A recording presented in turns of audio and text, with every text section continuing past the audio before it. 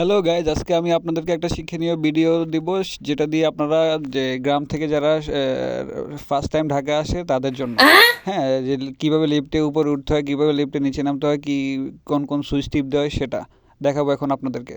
হ্যাঁ, এই যে দেখেন, এই সুইচটা টিপ দিবেন, সুইচটা টিপ দিলে লিফট আসবে। সাবধান, লিফট আসার সময় কিন্তু এক পা দিয়ে ঢুকতে হবে সুন্দর করে।